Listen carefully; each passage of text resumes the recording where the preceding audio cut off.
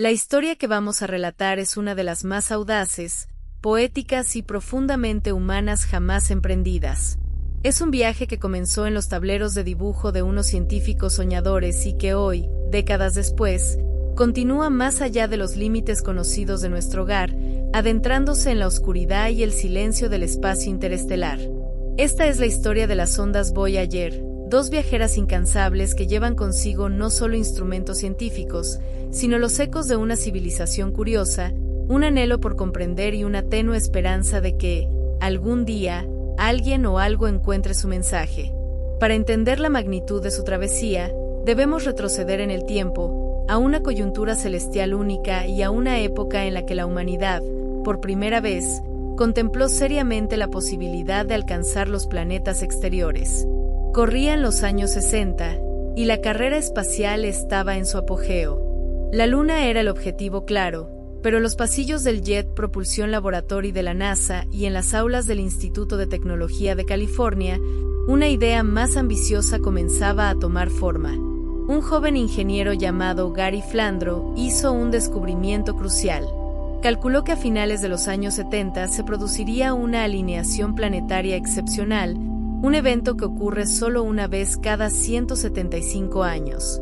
Júpiter, Saturno, Urano y Neptuno se situarían de tal manera que una sonda espacial podría utilizar la gravedad de cada uno como una onda, impulsándose de un mundo al siguiente en un viaje relativamente rápido. Esta autopista gravitatoria reducía el tiempo de vuelo a Neptuno de 30 años a apenas 12. Era una oportunidad que no podía desaprovecharse. De ese cálculo nació la idea de una Gran Tournée, una misión que visitaría los gigantes del sistema solar exterior. Sin embargo, la realidad presupuestaria y política era compleja. La NASA estaba inmersa en el programa Apolo, y una misión tan vasta y costosa parecía un sueño lejano. En su lugar, se autorizó un proyecto más modesto, pero con una visión enorme, el programa Marinera Júpiter y Saturno. De este programa, que originalmente contemplaba la construcción de dos parejas de sondas, emergió finalmente lo que conocemos como Voyager. El diseño se basó en las exitosas Mariner, especialmente la Mariner 10, pero con adaptaciones radicales. Debían ser naves robustas, longevas y sobre todo, autónomas. A la distancia de Saturno, una señal de radio tarda más de 1 hora en llegar a la Tierra. Una sonda no puede ser pilotada en tiempo real. Necesita pensar por sí misma, protegerse de fallos y ejecutar secuencias complejas de comandos almacenadas en su memoria. El resultado fueron dos hermanas casi gemelas, Voyager 1 y Voyager 2, construidas con un margen asombroso de redundancia y durabilidad. Su corazón era un sistema informático primitivo para nuestros estándares, pero revolucionario para su época, con una memoria miles de veces menor que la de un teléfono móvil moderno. Su energía no vendría de paneles solares, inútiles en la lejanía del sistema solar exterior, sino de 3 generadores termoeléctricos de radioisótopos, dispositivos que convierten el calor de la desintegración natural del plutonio 238 en electricidad, proporcionando una fuente fiable y duradera durante décadas. Su cuerpo principal, una antena parabólica de 3.7 metros de diámetro, era su voz y su oído, el vínculo constante con la Tierra. Y sobre este cuerpo, un brazo desplegable que albergaba la verdadera razón de ser de la misión, un conjunto de instrumentos científicos de última generación. Estas herramientas convertirían a las Voyager en nuestros ojos, oídos y narices en lo desconocido. Llevaban cámaras de televisión para mapear mundos que solo habíamos visto como puntos de luz en el telescopio, espectrómetros para analizar la composición de atmósferas y superficies, magnetómetros para cartografiar los campos magnéticos invisibles de los planetas, sensores de plasma y de rayos cósmicos para sondear el viento solar y el medio interestelar, y, de forma crucial, instrumentos para estudiar los sistemas de anillos y lunas, territorios totalmente inexplorados. Cada sonda era un laboratorio completo, una embajada científica de la humanidad. Pero quizás el componente más famoso, y ciertamente el más poético, no era un instrumento científico. A bordo de cada Voyager, asegurado a un costado de la estructura, viaja un disco de cobre bañado en oro de 12 pulgadas, el disco de oro de las Voyager. Concebido por un comité liderado por el astrofísico Carl Sagan, este disco no es una cápsula del tiempo de nuestra tecnología, sino de nuestra esencia. Contiene sonidos e imágenes seleccionadas para pintar un retrato de la vida y la cultura en el planeta Tierra. En sus surcos analógicos hay saludos en 55 idiomas, desde el acadio antiguo hasta el wu moderno. Hay sonidos de la naturaleza, el viento, la lluvia, el trueno, el canto de las ballenas, el llanto de un bebé. Hay música que abarca culturas y épocas, desde Beethoven hasta Chuck Berry y melodías tradicionales de todo el mundo. Hay 115 imágenes codificadas que muestran nuestra anatomía, nuestra diversidad, nuestros logros arquitectónicos y científicos, e incluso nuestra ubicación en la galaxia, con pulsares como faros cósmicos. El disco viene con instrucciones de reproducción y una aguja, todo ello protegido por una cubierta de aluminio con símbolos que explican su origen. Es un mensaje en una botella lanzado al océano cósmico, una declaración de que aquí, en un pálido punto azul, existió una especie que soñó con las estrellas y quiso saludar. El lanzamiento de Voyager 2 tuvo lugar el 20 de agosto de 1977, a bordo de un cohete Titan IE. Su hermana, Voyager 1, siguió el 5 de septiembre, en una trayectoria más rápida que la permitiría alcanzar primero Júpiter y Saturno. Esta aparente contradicción en la numeración se debe a sus rutas planificadas. Voyager 1 llegaría antes a los primeros objetivos, aunque fue lanzada después. Las sondas superaron sin problemas la fase de lanzamiento y comenzaron su largo viaje de salida del sistema solar interior. Pronto, ya en ruta, ambas naves empezaron a enviar datos valiosos, demostrando la precisión de sus instrumentos. En 1979, alcanzarían su primer y monumental objetivo, el sistema joviano. Pero el viaje hasta allí no fue un simple tránsito por el vacío. Fue un periodo de calibración, prueba y descubrimiento temprano. Las cámaras se ensayaron, los instrumentos se afinaron, y la red de comunicación de la NASA, la red del espacio profundo, se preparó para la avalancha de datos que vendría. La comunidad científica mundial contuvo la respiración. Se esperaban imágenes borrosas, datos fragmentarios. Nadie estaba preparado para la revelación que supondría el primer encuentro planetario. El verdadero objetivo de las Voyager, más allá de los datos concretos, era una transformación en nuestra comprensión. Hasta ese momento, los planetas gigantes eran puntos de luz en los telescopios, objetos de estudio espectroscópico y medición orbital. Las Voyager iban a convertirlos en mundos. Iban a revelar sus atmósferas tumultuosas, sus lunas extrañas y activas, sus sistemas de anillos complejos. Iban a poner fin a siglos de especulación y a iniciar una nueva era de conocimiento planetario comparado. Y, lo más importante, iban a cambiar nuestra perspectiva sobre nuestro lugar en el cosmos. Cada imagen que enviaran sería un recordatorio de la diversidad y la violencia, de la belleza y la rareza del vecindario en el que vivimos. Así pues, estas dos naves, fruto de la ingeniería, la ciencia y un profundo anhelo humano, emprendieron su viaje. No eran simples robots de metal y silicio. Eran, y siguen siendo, extensiones de nuestra curiosidad, de nuestro deseo de explorar. Llevan consigo, en sus circuitos y en su disco dorado, lo mejor de nuestra especie, la razón, el arte, la esperanza y la voluntad de llegar más allá del horizonte. Su misión primaria era ambiciosa, explorar Júpiter y Saturno. Pero como veremos, su destino final estaba escrito en las estrellas.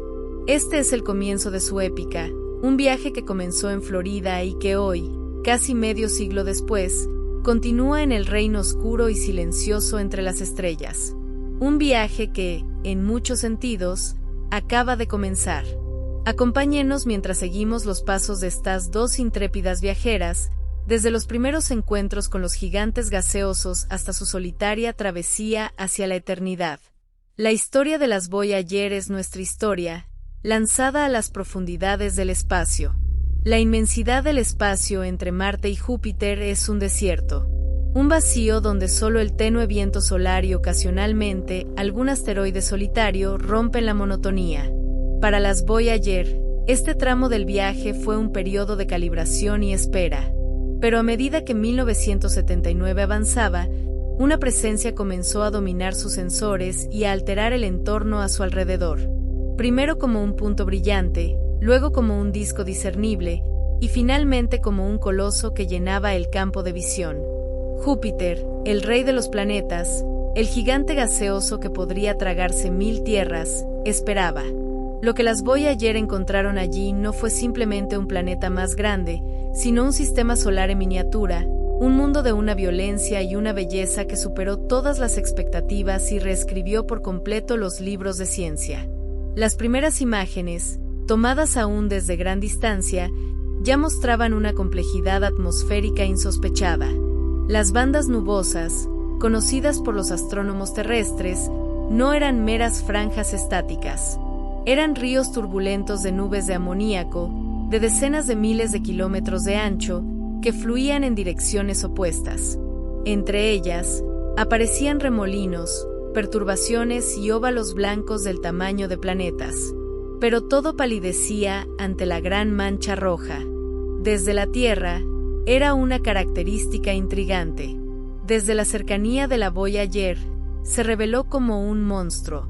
Un huracán anticiclónico perfectamente definido, con vientos de más de 400 kilómetros por hora, tan vasto que en su interior podrían caber 2 o 3 tierras.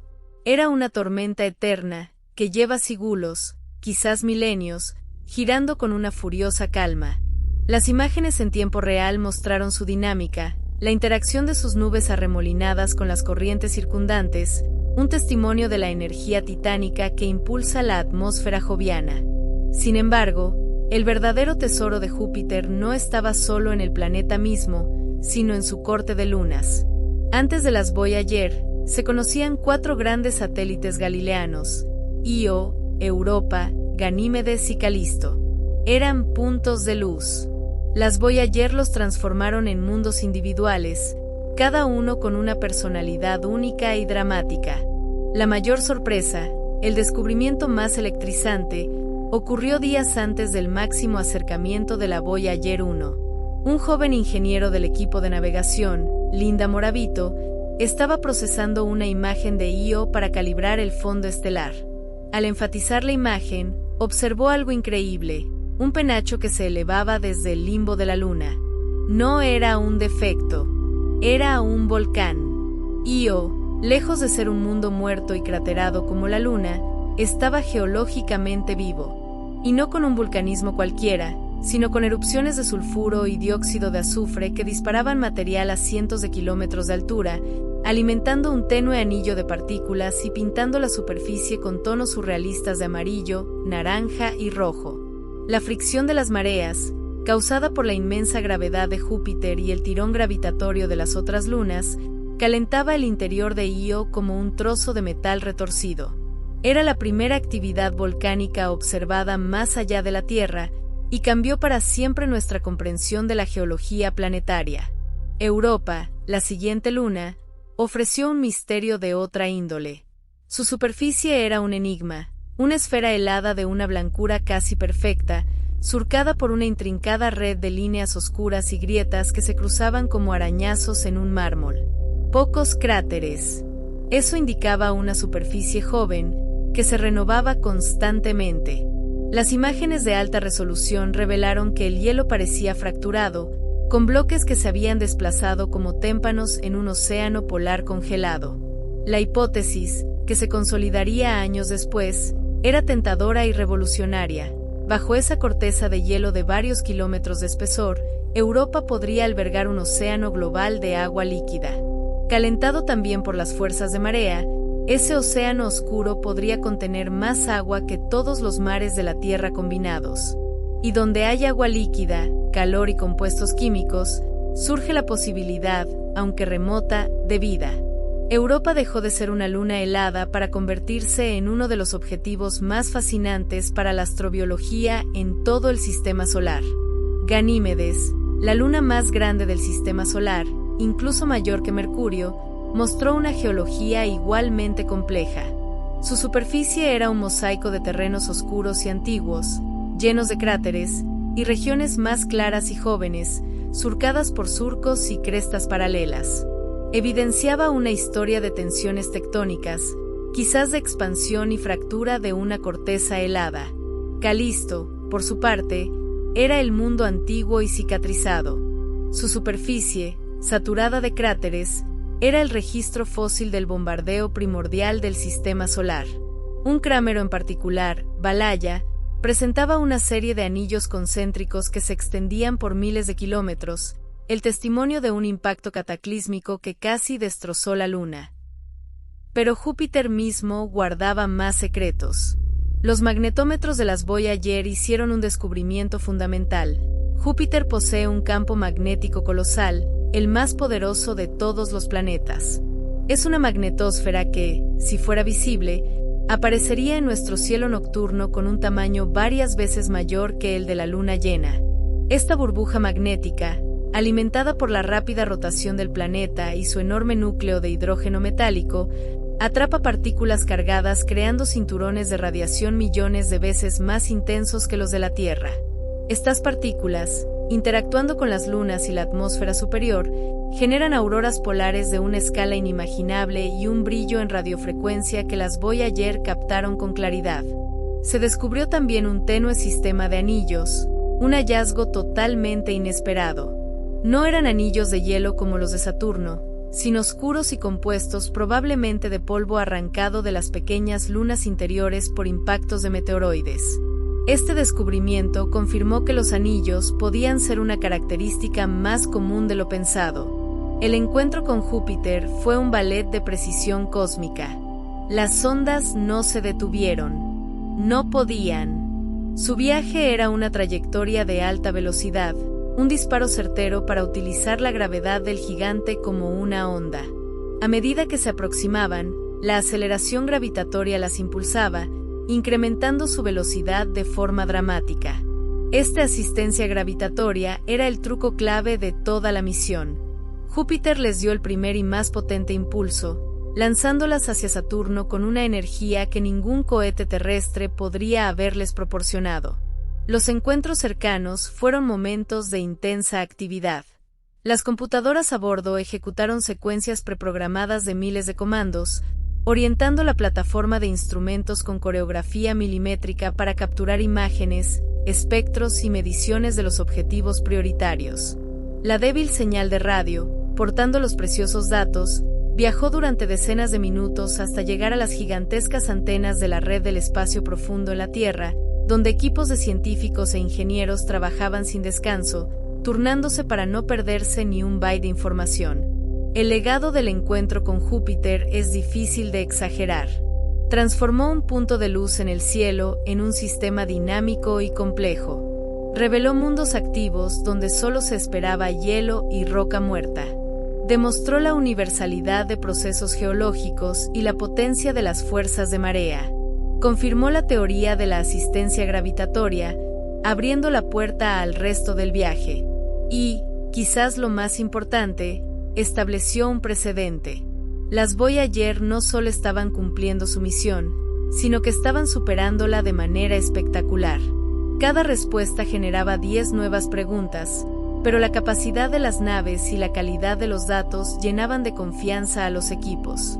El éxito en Júpiter fue la validación definitiva del diseño, la ingeniería y la visión de la misión. Cuando las Voyager se alejaron, mirando hacia atrás para capturar una última vista del gigante y su séquito de lunas, llevaban consigo un tesoro de conocimiento que mantendría ocupados a los científicos planetarios durante décadas. Pero no tenían tiempo para la nostalgia. La siguiente cita ya estaba en el horizonte. Saturno, el Señor de los Anillos, aguardaba. Y si Júpiter había sido sorprendente, Saturno prometía ser sublime. El impulso recibido aceleraba a las ondas a través del vacío, en una trayectoria que las llevaría a un encuentro aún más delicado y visualmente deslumbrante. La primera etapa del Gran Tour había sido un éxito resonante. El sistema solar exterior ya no era territorio de la teoría y la especulación. Era un lugar real, medible, y las Voyager estaban en camino de convertirse en sus primeros y únicas exploradoras directas. El viaje continuaba, y con él, la revelación de los secretos de los gigantes. El impulso recibido de Júpiter lanzó a las Voyager a través de la oscuridad con una velocidad renovada. Durante casi 2 años, entre 1979 y 1981, las dos hermanas navegaron el silencio entre los gigantes, calibrando instrumentos, midiendo el viento solar y esperando. Su próximo objetivo, visible como un punto dorado y achatado incluso desde la distancia, ejercía una fascinación especial. Saturno. Para la imaginación pública y científica, Saturno era el planeta por excelencia, el mundo definido por su majestuoso sistema de anillos. Las Voyager se aproximaban no solo a un planeta, sino a un icono cósmico. Lo que descubrirían allí sería una maravilla de complejidad casi abrumadora, un sistema dinámico y turbulento que desbordaría la poética simplicidad de las ilustraciones de los libros de texto, redefiniendo nuestro concepto de belleza y orden en el cosmos. Las primeras imágenes, aún lejanas, ya causaron conmoción. Los anillos, que desde la Tierra aparecían como quizás 3 o 4 divisiones principales, se revelaron como una estructura de una complejidad alucinante. Miles, decenas de miles de delgados anillos individuales, como surcos en un disco de vinilo gigante, espirales, trenzas y estructuras radiales que parecían los radios de una rueda. Los instrumentos de las Voyager confirmaron lo que la teoría ya sospechaba. Los anillos no eran un disco sólido, sino un enjambre de incontables partículas de hielo de agua, que iban desde motas de polvo hasta rocas del tamaño de una casa, orbitando en estricta obediencia a las leyes de la gravitación. Cada partícula, una pequeña luna individual. Pero la dinámica del sistema era lo verdaderamente fascinante. Las imágenes mostraron lunas pastoras, satélites pequeños como Pandora y Prometeo, cuyas gravedades confinaban y esculpían los bordes de los anillos, creando hendiduras nítidas como la división de Cassini. Se observaron ondas de densidad, patrones espirales que se propagaban a través del material de los anillos como las ondas en un estanque, causadas por las resonancias gravitatorias con las lunas más grandes. El sistema de anillos era un laboratorio de mecánica celeste en tiempo real, un ecosistema de fuerzas donde la gravedad tejía patrones de una precisión matemática sublime. Mientras se aproximaban, el planeta mismo comenzó a mostrar su carácter. La atmósfera de Saturno, aunque más sutil en su bandeo que la de Júpiter, no carecía de drama. Se observaron enormes óvalos blancos, tormentas periódicas que surgían desde las profundidades. Los vientos en el ecuador resultaron ser los más feroces del sistema solar, soplando a más de 1800 kilómetros por hora. Pero la gran sorpresa atmosférica fue la detección, por los espectrómetros, de moléculas orgánicas complejas en la alta atmósfera, un cóctel químico activado por la radiación solar que pintaba de tonos amarillos y marrones las nubes de amoníaco. Saturno, a pesar de su aparente calma, era un planeta activo y químicamente intrigante. Sin embargo, al igual que en Júpiter, el verdadero tesoro del sistema de Saturno residía en su diversa familia de lunas. Y aquí, la Voyager 1 estaba programada para un encuentro histórico y de alto riesgo, una aproximación extremadamente cercana a la luna más grande y enigmática, Titán. Desde la Tierra, Titán era conocida por ser la única luna con una atmósfera densa. Una neblina anaranjada e impenetrable ocultaba su superficie por completo. La Voyager 1 fue dirigida en una trayectoria que la llevaría a apenas 4000 kilómetros de esa bruma, con el objetivo primordial de atravesarla con sus instrumentos y desvelar sus secretos. Fue una maniobra arriesgada, ya que la gravedad de Titán alteraría su camino, enviándola fuera del plano del sistema solar y renunciando a cualquier posibilidad de visitar Urano y Neptuno. Pero el premio científico valía la pena. El encuentro con Titán, en noviembre de 1980, fue un éxito científico monumental, aunque frustrante en lo visual. Las cámaras no pudieron penetrar la espesa capa de niebla. Sin embargo, los otros instrumentos pintaron un retrato fascinante. La presión atmosférica en superficie resultó ser un 50% mayor que la de la Tierra. La atmósfera, increíblemente, estaba compuesta principalmente de nitrógeno, como la nuestra, pero con un porcentaje significativo de metano y trazas de hidrocarburos complejos como etano, propano y acetileno. La temperatura en superficie era de un gélido menos 180 grados centígrados. Los datos sugirieron la existencia de un ciclo hidrológico completo, pero no de agua, sino de metano. Podría haber nubes de metano, lluvia de metano, ríos y tal vez incluso lagos u océanos de metano y etano líquidos en la superficie. Titán se reveló como un mundo primitivo, un laboratorio de química prebiótica congelado, que posiblemente replicaba las condiciones de la Tierra primitiva, pero a temperaturas criogénicas. Era un descubrimiento trascendental, un mundo con su propia meteorología y química orgánica compleja, una cápsula del tiempo del sistema solar primitivo. Esta revelación convirtió a Titán en un objetivo de máxima prioridad para futuras misiones, una promesa que se cumpliría décadas después con la llegada de la sonda Huygens. Tras su encuentro con Titán, la Voyager 1 tomó su última gran fotografía del sistema de Saturno, una icónica imagen que mostraba al planeta, sus anillos y la sombra de los anillos proyectadas sobre las nubes, antes de que su trayectoria, alterada por la gravedad de Titán, la impulsara hacia arriba, fuera del plano de la eclíptica, poniendo fin a su tour planetario, pero iniciando su misión interestelar. Le tocaba entonces el turno a la Voyager 2. Lanzada en una trayectoria más lenta y deliberadamente flexible, tenía una cita más compleja. En agosto de 1981, tras haber esperado pacientemente su oportunidad, se acercó a Saturno con un objetivo claro: aprovechar el impulso gravitatorio del planeta para ser encaminada hacia Urano, el siguiente gigante en la lista. Su encuentro fue igualmente rico. Sus cámaras, mejor calibradas tras la experiencia de su hermana, capturaron detalles aún más nítidos de los anillos, confirmando estructuras como las espículas radiales, que aparecían y desaparecían misteriosamente. Pero fue en el estudio de las otras lunas donde la Voyager 2 complementó brillantemente el trabajo de su predecesora. Mimas, una luna pequeña, mostró una cicatriz que dejó a los científicos sin aliento, un cráter de impacto gigante, bautizado como Herschel, cuyo diámetro era casi un tercio del de la Luna entera. El impacto que lo creó debió estar a punto de destrozar completamente a Mimas, y su superficie aún mostraba las fracturas concéntricas en el lado opuesto.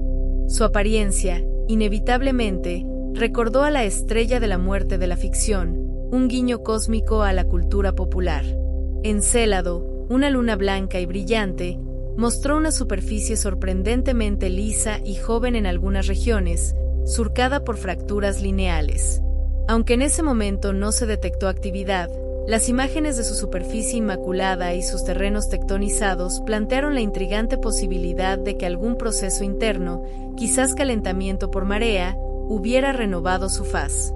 Décadas después, la sonda Cassini confirmaría que Encélado era un mundo activo con gigantescos géiseres de agua helada, pero la Voyager 2 puso la primera pista sobre la mesa. Jápeto, la luna de dos caras, desveló su misterio secular. Un hemisferio era brillante como la nieve, el otro oscuro como el alquitrán.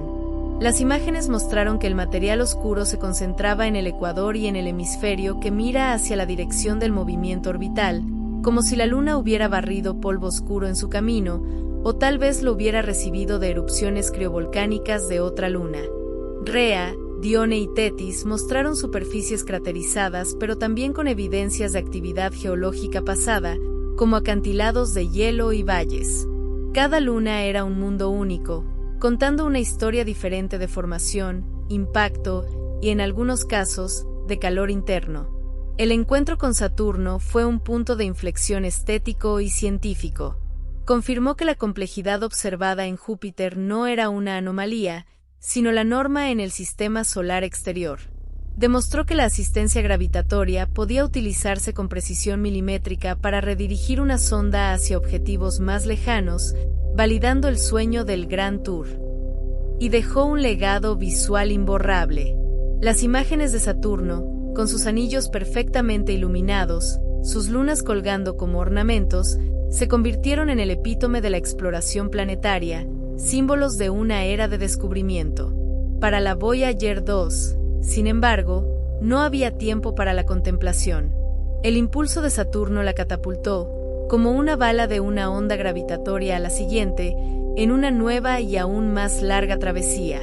Urano, un mundo de helado, un gigante de hielo misterioso y distante, la esperaba en un viaje que tomaría 4 años y medio. La misión primaria, Júpiter y Saturno, había sido cumplida con un éxito que superaba los sueños más optimistas. Pero la historia no iba a terminar ahí. La nave y el equipo en la Tierra habían demostrado una resiliencia y una capacidad extraordinarias. Y así, con sus instrumentos aún funcionando y su combustible de actitud suficiente, la Voyager 2 recibió la orden de continuar. La misión se extendía. El viaje al reino de los gigantes de hielo, a los confines del sistema planetario, estaba a punto de comenzar. La imagen final de Saturno, un disco dorado con sus anillos en plano inclinado, se desvaneció en la oscuridad a medida que la Voyager 2 se alejaba. En la Tierra, en las salas de control del Jet Propulsion Laboratory, había una mezcla palpable de euforia y agotamiento. Las dos sondas habían cumplido, y superado, su misión primaria. Habían entregado un tesoro de descubrimientos que reescribiría los libros de texto y mantendría ocupados a generaciones de científicos.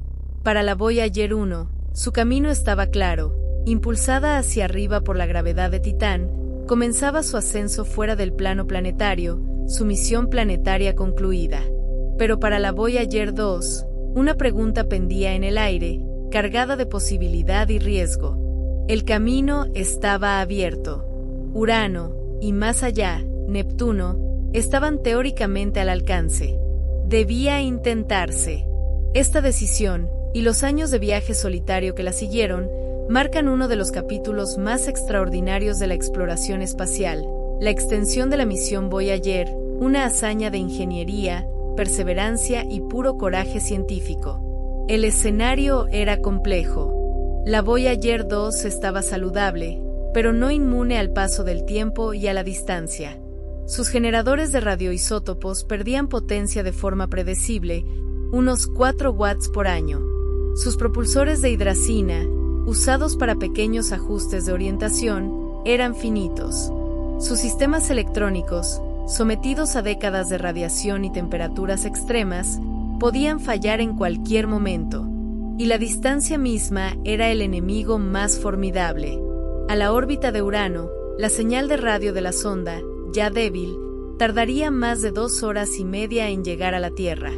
La comunicación sería un susurro en medio del ruido cósmico. Transmitir imágenes de alta resolución desde allí requeriría que las antenas de la red del espacio profundo rastrearan la señal durante horas, utilizando técnicas de procesamiento novedosas para extraer cada bit de información del estático. Además, la luz del Sol en Urano es apenas el 0.25% de la que recibimos en la Tierra. Las cámaras, diseñadas para las bien iluminadas atmósferas de Júpiter y Saturno, tendrían que capturar imágenes con tiempos de exposición larguísimos en una penumbra perpetua, arriesgando que el movimiento de la nave las volviera borrosas. A pesar de estos desafíos abrumadores, el argumento científico era irresistible. Urano y Neptuno eran los gigantes de hielo, una clase de planetas distinta a los gigantes gaseosos como Júpiter y Saturno. Se sabía casi nada de ellos. ¿Cómo eran sus campos magnéticos? Sus atmósferas, tenían anillos, sus lunas escondían sorpresas como las de Júpiter y Saturno. La oportunidad de visitar 2 nuevos mundos fundamentales, de completar el álbum de familia del Sistema Solar, era única. No habría otra misión posible en décadas. Tras un intenso debate, la NASA aprobó la extensión de la misión, bautizada como Voyager Neptune Interstellar Mission. El objetivo ya no eran solo 2 planetas, sino llegar a Neptuno y, más allá, al espacio interestelar. Los siguientes 4 años y medio de viaje hacia Urano fueron un periodo de increíble ingenio y preparación. El equipo en Tierra tuvo que convertirse en médicos de una paciente a años luz de distancia. La potencia decreciente exigió apagar gradualmente los calentadores que protegían algunos instrumentos, arriesgándose a que se congelaran. Se desarrollaron nuevos softwares y se cargaron en las computadoras de a bordo, dotando a la nave de capacidades que sus diseñadores nunca imaginaron. Se escribieron secuencias de comando de una complejidad sin precedentes para compensar la baja luminosidad. La nave tendría que barrer sus cámaras lentamente, como un fotógrafo panorámico, para evitar el desenfoque por movimiento durante las largas exposiciones. Se mejoraron radicalmente los sistemas de recepción en tierra, vinculando antenas en distintos continentes para amplificar la débil señal, una técnica llamada Airaying que convirtió a la red de antenas en un oído planetario gigante. Todo este esfuerzo se centraba en un encuentro único. Urano, visto desde la Tierra, era una esfera verde azulada sin características. La Voyager 2 revelaría su verdadera naturaleza. A medida que se aproximaba en enero de 1986, la primera sorpresa fue su orientación. El planeta giraba de lado, con su eje de rotación apuntando casi directamente al Sol. Esto significaba que sus polos, no su ecuador, recibían la mayor parte de la luz solar, una configuración única en el sistema solar. Cuando las imágenes llegaron, mostraron un mundo de una serenidad engañosa. La atmósfera de Urano, compuesta de hidrógeno, helio y metano, parecía una esfera de mármol liso, casi sin bandas nubosas visibles. Solo un puñado de tenues nubes fueron detectadas por las cámaras sensibles. La calma atmosférica era un misterio en sí mismo, pero la quietud del planeta se vio compensada por la extravagancia de su sistema. Los magnetómetros hicieron un descubrimiento desconcertante. El campo magnético de Urano no estaba alineado con su centro, ni con su eje de rotación.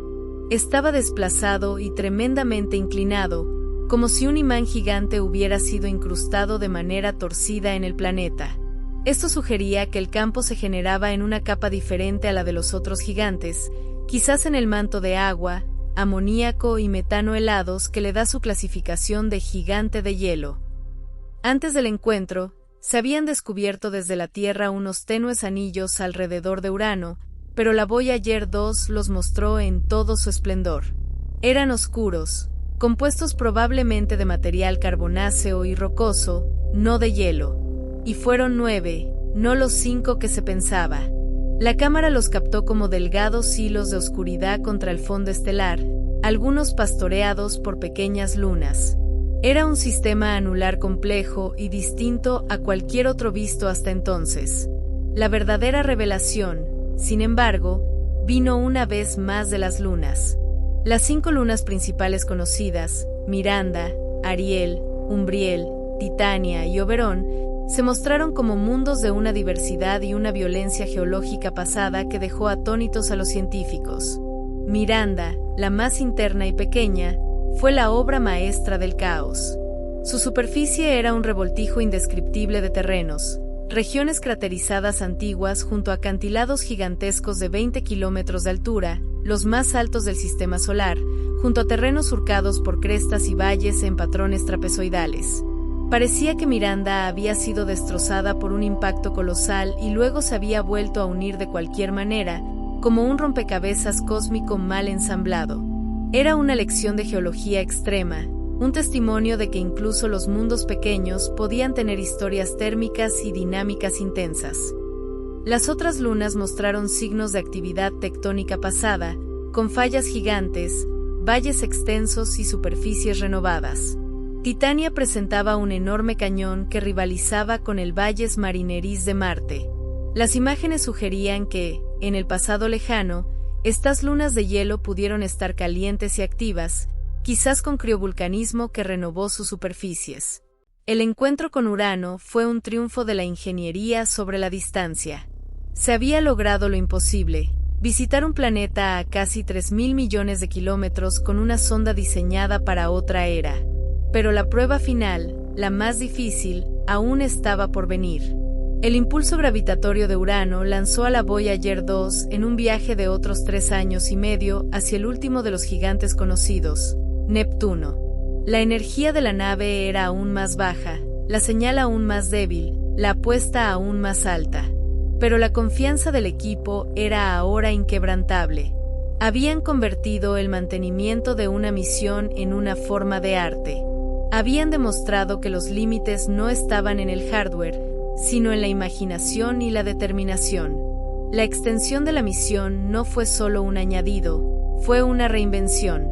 Transformó la Voyager 2 de una exploradora de los gigantes gaseosos en una pionera de los gigantes de hielo y en una futura embajadora interestelar. Estos largos años de travesía silenciosa entre encuentros fueron la incubadora de las técnicas que sostendrían la misión durante décadas.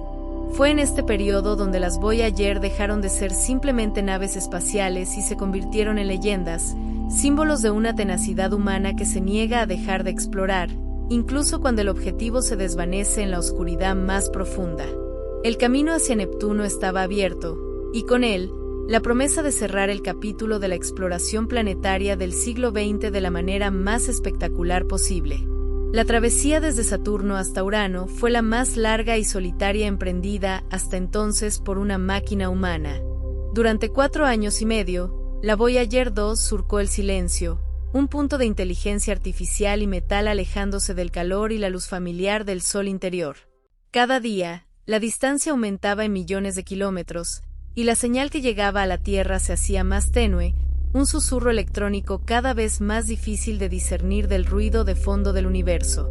El equipo en Tierra pasó estos años en una vigilancia constante, no solo monitoreando la salud de la sonda, sino reinventando la forma de comunicarse con ella.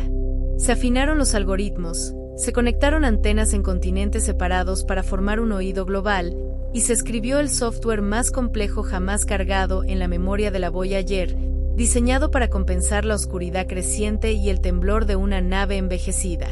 El objetivo no era solo llegar a Urano, era verlo. Y Urano, ese punto verde azulado en los telescopios, guardaba secretos fundamentales sobre la diversidad de los mundos. A medida que 1985 daba paso a 1986, Urano dejó de ser un punto y comenzó a ocupar el campo visual de las cámaras. La primera gran revelación, conocida pero ahora confirmada con inquietante claridad, fue su orientación radical. El planeta giraba literalmente de lado. Su eje de rotación está inclinado unos 98 grados respecto al plano de su órbita, de modo que durante su largo año, 84 años terrestres, cada polo apunta directamente al Sol durante décadas, mientras el ecuador permanece en una penumbra perpetua. Esta inclinación extrema, probablemente resultado de un cataclísmico impacto con un protoplaneta en los albores del sistema solar, define toda la dinámica del sistema uraniano. Cuando la Voyager 2 llegó, el polo sur apuntaba casi directamente al Sol. El planeta se presentaba como un disco con sus anillos, descubiertos desde Tierra apenas una década antes, casi de canto, formando una diana concéntrica perfecta alrededor del polo iluminado. A medida que la resolución mejoraba, los científicos esperaban ansiosos los detalles de su atmósfera. Júpiter y Saturno eran turbulencias vivas. Urano, en contraste, se mostró como una esfera de una tranquilidad casi inquietante. Bajo la tenue luz del Sol lejano, su disco de color verde azulado cian, un color resultante del metano en su atmósfera superior, que absorbe la luz roja, aparecía notablemente liso, desprovisto de las bandas nubosas dramáticas o las tormentas persistentes de sus primos. Solo mediante un procesamiento cuidadoso de las imágenes y el uso de filtros especiales, los controladores de la misión pudieron discernir un puñado de tenues nubes de metano que se movían lentamente por la atmósfera profunda. Esta calma atmosférica fue uno de los grandes misterios del encuentro. Era estacional, producto del largo invierno polar que acababa de terminar en el hemisferio sur, o era un indicio de una estructura interna y un flujo de calor fundamentalmente diferentes. Urano irradia muy poco calor interno comparado con los otros gigantes, lo que sugiere un núcleo frío e inactivo, quizás explicando la falta de energía para impulsar una meteorología violenta. Pero si el planeta parecía dormido, su entorno inmediato era un hervidero de rarezas. El descubrimiento más desconcertante vino de los magnetómetros. En todos los planetas con campo magnético conocidos hasta entonces, el campo estaba aproximadamente alineado con el eje de rotación. No en Urano. Los datos de la Voyager revelaron un campo magnético complejo, intenso y, sobre todo, grotescamente desplazado. El eje magnético estaba inclinado unos 60 grados respecto al eje de rotación, y lo que es más, no pasaba por el centro del planeta. Estaba desplazado por casi un tercio del radio planetario. Era como si un imán gigante y poderoso hubiera sido enterrado de manera torcida y descentrada en las profundidades del planeta. Este hallazgo revolucionó la comprensión de la dinámica interna de los gigantes de hielo.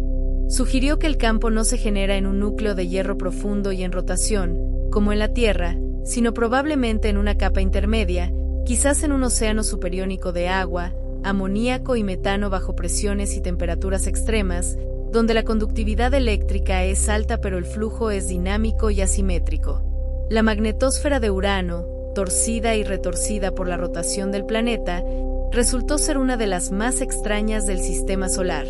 El sistema de anillos, descubierto por accidente desde la Tierra en 1977 cuando Urano ocultó una estrella, se reveló en toda su delicada y oscura belleza. La Voyager 2 confirmó la existencia de los 9 anillos principales conocidos y descubrió 2 nuevos, elevando el total a 11. Estos anillos eran radicalmente diferentes a los gloriosos y helados de Saturno. Eran oscuros, probablemente compuestos por partículas de hielo de aguas sucias con material carbonáceo u orgánico, tan oscuras como el carbón. Eran también extraordinariamente estrechos y bien definidos, algunos con bordes tan afilados que sugerían la presencia de pequeñas lunas pastoras confinando el material, varias de las cuales la Voyager efectivamente descubrió. Las imágenes que los mostraban contra el fondo estelar los presentaban como finos hilos de tinta negra trazados con regla alrededor del planeta, un contraste sublime con su disco azul pálido. Sin embargo, el capítulo más dramático e inesperado del encuentro con Urano fue escrito por sus lunas. Se conocían 5 grandes: Miranda, Ariel, Umbriel, Titania y Oberón. La Voyager 2 las transformó de puntos de luz en un catálogo de maravillas geológicas que desafiaban toda lógica, especialmente la más interna y pequeña, Miranda. Con solo 470 kilómetros de diámetro, Miranda debería haber sido una bola de hielo y roca muerta y craterizada. En cambio, las imágenes que llegaron a la Tierra mostraron un mundo que parecía haber sido destrozado y vuelto a ensamblar por un niño gigante con poca paciencia. Su superficie era un caos de terrenos incongruentes. Había regiones antiguas, densamente craterizadas, pero intercalados con ellas había 3 áreas coroniformes gigantes llamadas coronae, surcadas por crestas y valles paralelos en patrones trapezoidales o de pista de carreras. Y luego estaban los acantilados, fallas gigantes con desniveles de hasta 20 kilómetros, los acantilados más altos conocidos en el sistema solar. Miranda parecía un collage geológico. La hipótesis más aceptada es que sufrió un impacto catastrófico que la hizo pedazos, y que la gravedad volvió a unir los fragmentos de manera desordenada, con el material más denso hundiéndose y el más liviano emergiendo en un proceso de diferenciación caótica. Era una lección de que incluso los mundos más pequeños pueden tener historias violentas y complejas. Las otras lunas, aunque menos dramáticas, mostraron evidencias de una actividad tectónica pasada extensa. Ariel y Titania presentaban vastos sistemas de valles y fallas, indicando que en el pasado pudieron expandirse debido a la congelación de océanos internos o al calentamiento por fuerzas de marea. Umbriel y Oberón, más oscuras y craterizadas, parecían las más primitivas. Cada luna contaba una historia diferente de formación, calor y evolución, pintando un cuadro de un sistema dinámico en el pasado, a pesar de la aparente calma del planeta central. El encuentro con Urano concluyó con la Voyager 2 mirando hacia atrás para capturar un último retrato del planeta iluminado por el Sol, un disco azul pálido con sus delgados anillos oscuros formando un halo perfecto, y algunas de sus lunas como perlas a su alrededor. Fue un triunfo monumental de la ingeniería y la planificación. Se había explorado un nuevo tipo de planeta, se habían descubierto lunas y anillos, y se había desentrañado un campo magnético que desafiaba la intuición. Pero no había tiempo para la celebración prolongada. El impulso gravitatorio de Urano ya estaba lanzando a la sonda en su trayectoria final hacia el último puesto de avanzada conocido del sistema solar, Neptuno. La Voyager 2, ahora más veterana y sabia, pero con sus sistemas cada vez más cansados, se adentró en una oscuridad aún más profunda. El éxito en Urano no era un final, sino la validación definitiva de que los límites podían ser empujados. Lo imposible, una vez más, se había hecho realidad. Y lo más difícil aún estaba por venir, en los gélidos y ventosos dominios del gigante azul. Tras el triunfo en Urano, la Voyager 2 emprendió su travesía final hacia un mundo conocido. Durante 3 años y medio, navegó el abismo entre gigantes de hielo, un viaje de más de 2.000 millones de kilómetros en el que la Tierra se redujo a una insignificante mota de luz y el Sol a una estrella brillante pero sin calor. Cada día, los ingenieros del Jet Propulsion Laboratory libraban una batalla silenciosa contra la distancia, el tiempo y la entropía. La potencia de los generadores de radioisótopos había decayendo inexorablemente. Ahora era imperativo apagar sistemáticamente los calentadores de los instrumentos para preservar la energía para lo esencial: la computadora, los giroscopios, los transmisores y los propulsores de actitud.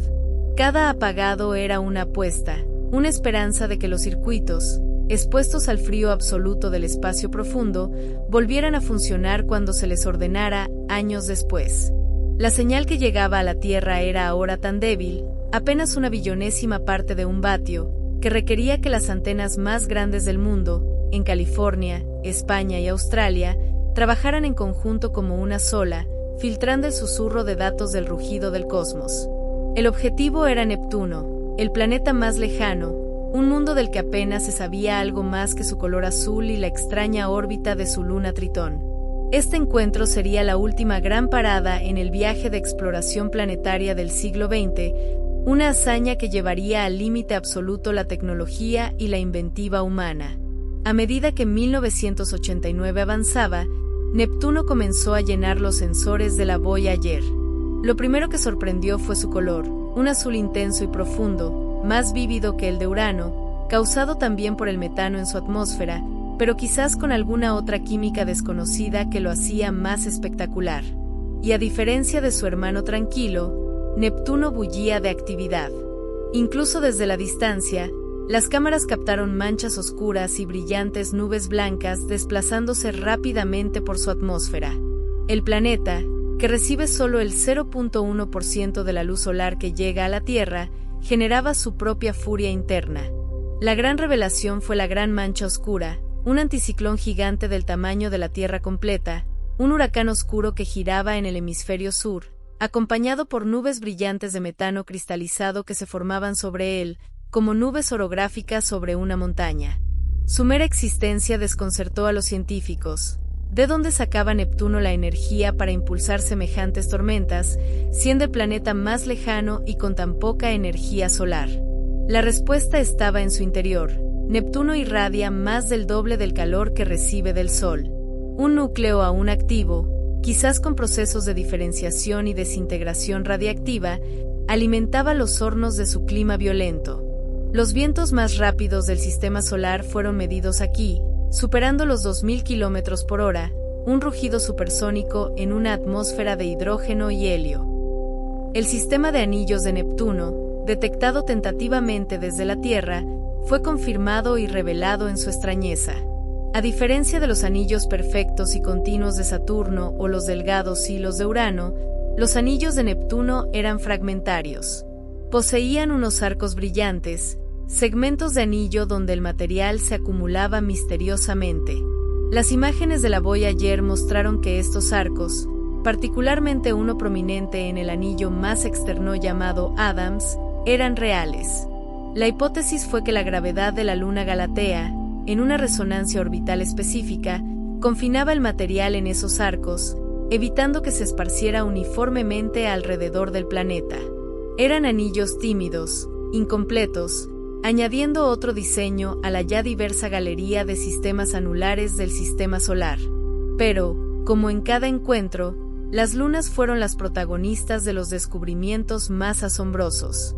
Neptuno tenía lunas conocidas, pero la Voyager descubrió 6 nuevas de pequeño tamaño durante su aproximación. Sin embargo, Todo el encuentro fue cuidadosamente coreografiado para un sobrevuelo cercano a la luna más grande y extraña, Tritón. La trayectoria de la Voyager 2 fue ajustada con precisión milimétrica para pasar a apenas 4.000 kilómetros de su superficie, arriesgándose a una posible lluvia de desechos de un entorno desconocido, con el planeta mismo actuando como una lente gravitatoria para curvar la trayectoria de la sonda hacia su siguiente destino, el espacio interestelar. Era una jugada maestra de navegación celestial. Tritón, que orbita en dirección retrógrada, al contrario de la rotación de Neptuno, era un enigma desde su descubrimiento. Lo que la Voyager reveló superó toda imaginación. Primero, su superficie, increíblemente joven, con una sorprendente falta de cráteres de impacto. Esto significaba que algo la había renovado por completo en un pasado geológicamente reciente. Y ese algo estaba a la vista. Tritón resultó ser uno de los mundos geológicamente más activos del sistema solar, pero su vulcanismo no era de roca fundida, sino de hielo. Es un mundo criovolcánico. Las imágenes mostraban géiseres activos, penachos oscuros de material que se elevaban hasta 8 kilómetros en su tenue atmósfera de nitrógeno y se extendían como columnas visibles a lo largo de 150 kilómetros. Estos géiseres estaban probablemente impulsados por el calentamiento estacional del tenue Sol, que vaporizaba nitrógeno líquido subterráneo, el cual erupcionaba a través de fracturas en la corteza de hielo, arrastrando partículas oscuras de compuestos orgánicos o silicatos. La superficie de Tritón era un mosaico de terrenos extraños, un Cantaloupe Terán, terreno de melón, con depresiones circulares, vastas llanuras de nitrógeno helado, capas polares de hielo rosáceo, probablemente de metano procesado por la radiación, y crestas cruzadas. Su temperatura superficial es de menos 235 grados centígrados, el objeto más frío medido en el sistema solar. Tritón no era simplemente una luna, era un mundo activo y dinámico, un laboratorio de química exótica, y se cree que es un objeto del cinturón de Kuiper capturado por la gravedad de Neptuno, lo que explicaría su órbita retrógrada y su naturaleza diferente. El encuentro con Neptuno fue un crescendo de descubrimientos. Los magnetómetros encontraron, como en Urano, un campo magnético fuertemente inclinado y desplazado del centro, confirmando que esta era una característica de los gigantes de hielo. La sonda también realizó una crucial ocultación radiofónica, atravesando la atmósfera superior del planeta mientras la Tierra observaba por detrás. Este experimento permitió perfilar con precisión la estructura de temperatura y presión de la atmósfera e incluso detectar auroras en sus polos, aunque mucho más débiles que las de la Tierra. El momento final del encuentro fue cargado de una profunda emoción. A medida que la Voyager 2 se alejaba, se giró para tomar una última fotografía de familia. En esa imagen, Neptuno aparece como un creciente azul, con Tritón al lado, iluminado por un sol que desde allí no es más que una estrella puntual intensamente brillante. Era la despedida de toda una era. Con ese disparo, la sonda completó el Grand Tour, habiendo visitado los 4 planetas exteriores y sus sistemas. Había cumplido su misión de exploración planetaria de manera tan brillante que era imposible imaginar un final más adecuado. Pero para la Voyager 2, y para su hermana que ya viajaba hacia arriba, no había final. El impulso gravitatorio de Neptuno, la última y más precisa de las asistencias, la lanzó hacia abajo, por debajo del plano de la eclíptica, a una velocidad de escape que le permitiría abandonar para siempre el reino del Sol. La misión planetaria había concluido, pero otra, aún más profunda y filosófica, acababa de comenzar. Las ondas Voyager, ahora veteranas de 4 y 2 encuentros planetarios respectivamente, con sus cámaras apagadas para siempre para ahorrar energía, se convirtieron en algo nuevo, naves interestelares. Su nueva misión era medir el territorio desconocido donde termina la influencia del Sol y comienza el océano de la galaxia. El último puesto de avanzada había sido alcanzado y sobrepasado. Lo que quedaba por delante era un viaje eterno hacia lo desconocido. Con la imagen del creciente azul de Neptuno desvaneciéndose en la oscuridad a sus espaldas, las ondas Voyager iniciaron el capítulo más largo y filosófico de su existencia. Sus cámaras, Esos ojos que habían revelado volcanes de azufre, océanos ocultos y tormentas perpetuas, fueron apagadas de manera permanente. El banquete visual había terminado. Ahora comenzaba un trabajo de otra índole, más sutil pero igualmente profundo: escuchar y sentir el entorno invisible. Las naves, liberadas de la atracción gravitatoria del Sol, se convirtieron en las primeras embajadoras interestelares de la humanidad. Su misión ya no era acercarse a mundos conocidos, sino definir los límites de nuestro hogar cósmico y aventurarse en el espacio entre las estrellas.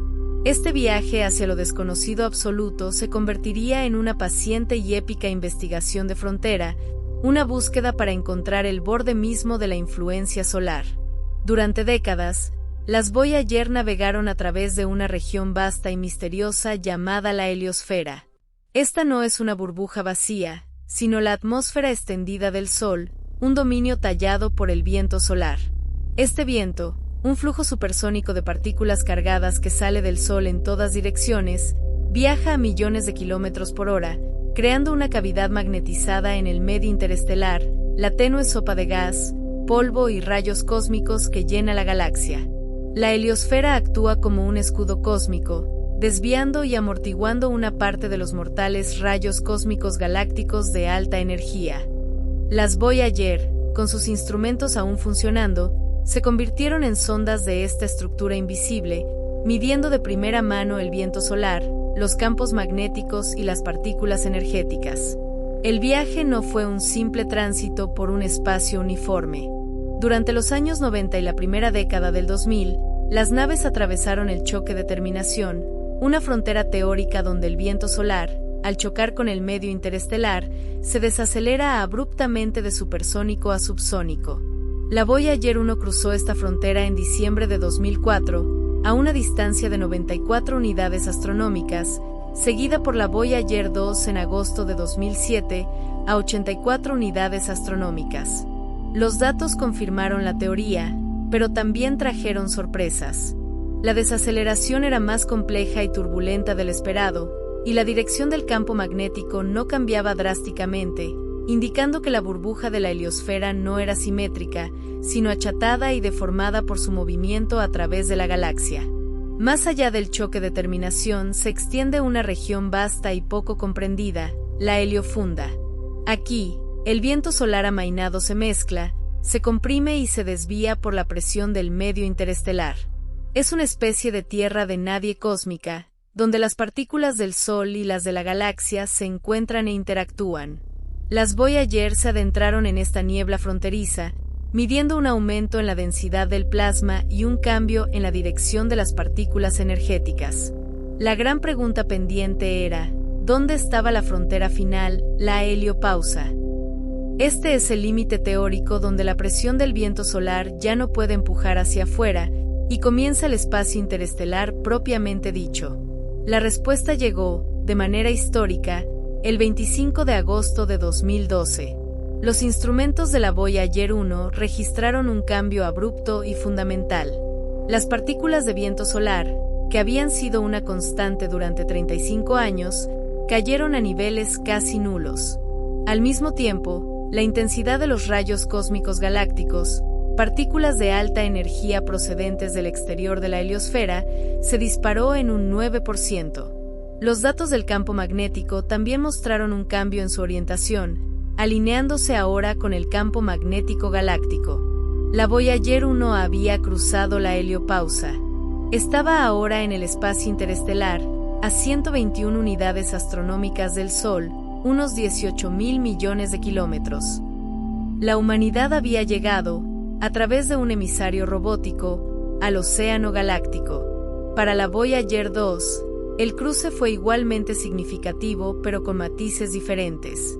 El 5 de noviembre de 2018, a 119 unidades astronómicas, también cruzó la heliopausa, confirmando las mediciones de su hermana pero desde un punto diferente de la heliosfera.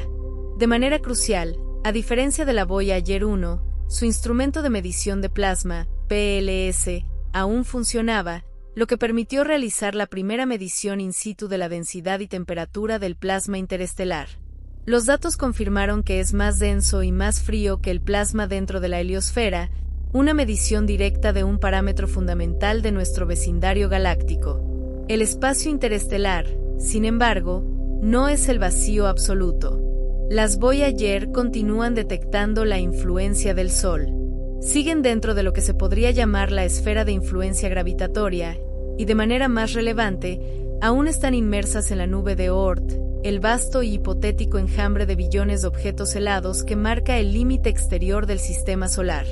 Aunque son extremadamente raros a esas distancias, el posible encuentro con el material de la nube de Oort es uno de los últimos experimentos pasivos que las sondas podrían realizar, aunque es improbable que detecten algo directamente. Su verdadero valor ahora es como estaciones de monitoreo permanente en el medio interestelar local. Las implicaciones de esta misión extendida son profundas. Las Voyager están mapeando la estructura de la heliosfera, nuestra burbuja protectora local, revelando su forma asimétrica, probablemente alargada como la estela de un barco mientras el sistema solar navega a través de la galaxia. Están midiendo la fuerza y dirección del campo magnético galáctico en nuestra región y caracterizando los rayos cósmicos de baja energía que, de otra manera, no podemos estudiar sin el filtro de la heliosfera. Cada bit de datos que envían, aunque ahora tarda más de 22 horas en llegar a la Tierra y es apenas un goteo de información, es invaluable. Es ciencia de frontera en su sentido más literal. Pero más allá de la ciencia, la misión interestelar de las Voyager es un símbolo de una tenacidad que trasciende lo práctico. Son máquinas de los años 70, diseñadas para una misión de 4 años, que aún comunican con la Tierra casi medio siglo después. Cada día que un instrumento sigue funcionando, cada medición que llega desde el otro lado de la heliopausa, es un triunfo de la ingeniería y la voluntad humana. Han superado el ámbito de las misiones espaciales para convertirse en artefactos culturales y filosóficos. Encarnan el anhelo de explorar, de ir más allá del siguiente horizonte, incluso cuando ese horizonte tarda una vida humana en alcanzarse. Su viaje interestelar es, por definición, eterno. No tienen un destino final, solo la trayectoria. Dentro de 40.000 años, la Voyager 1 pasará a 1.6 años luz de la estrella Gliese 445 en la constelación de Camelopardalis. La Voyager 2, dentro de 296.000 años, pasará a 4.3 años luz de Sirio, la estrella más brillante de nuestro cielo. Son encuentros triviales en la inmensidad del espacio, pero marcan un camino, y en su interior, silenciosos e inertes a menos que sean activados por una inteligencia capaz de interpretar las instrucciones grabadas en su cubierta, viajan los discos de oro. En el frío silencio del espacio interestelar, estos discos son la esencia de la misión, un saludo, un testimonio, una botella lanzada al océano cósmico con la esperanza, infinitesimal pero hermosa, de que algún día, en una escala de tiempo estelar, alguien encuentre estos viajeros y sepa que una vez, en un planeta azul, hubo una civilización que miró a las estrellas y soñó con este momento. La exploración planetaria terminó. La leyenda interestelar acaba de comenzar. Hoy, en este preciso instante, 2 artefactos construidos por manos humanas se desplazan en el silencio absoluto, más allá de todo lo conocido. La Voyager 1, a más de 24.000 millones de kilómetros del Sol, es el objeto humano más lejano y rápido. La Voyager 2, a más de 20.000 millones de kilómetros, sigue una ruta hacia el sur galáctico. Sus transmisores de 23 vatios, una potencia menor a la de una bombilla de nevera, siguen enviando una señal a la Tierra. Es un latido electrónico, débil pero constante, que tarda más de 22 horas en cruzar la inmensidad para llegar a las gigantescas antenas de la red del espacio profundo. Este latido es la única prueba tangible de que estas viajeras, lanzadas en una era de disco de vinilo y teléfonos rotativos, siguen vivas en el siglo XXI. Su presente es una batalla lenta y metódica contra la entropía, un esfuerzo heroico para extraer hasta el último suspiro de ciencia del viaje más audaz jamás emprendido. La vida actual de las ondas es un ejercicio de medicina a distancia extrema. Los generadores termoeléctricos de radioisótopos, RTG, que una vez proporcionaron 470 vatios de potencia, ahora producen menos de la mitad. Este declive, predecible e imparable, dicta cada decisión.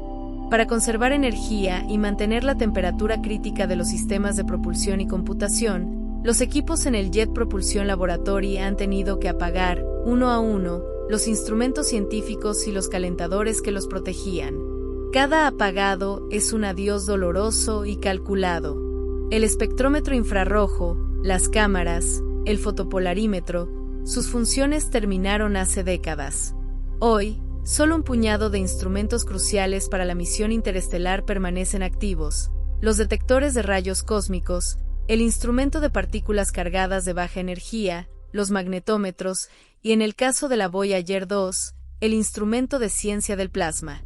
Son los sentidos restantes con los que la humanidad palpa el medio interestelar. La gestión de la energía es solo uno de los desafíos. El propulsor de hidracina, utilizado para pequeñas correcciones de actitud que mantienen la antena apuntada con precisión a la Tierra, es finito. Cuando los pequeños propulsores principales mostraron signos de degradación, los ingenieros ejecutaron una maniobra de una elegancia brillante.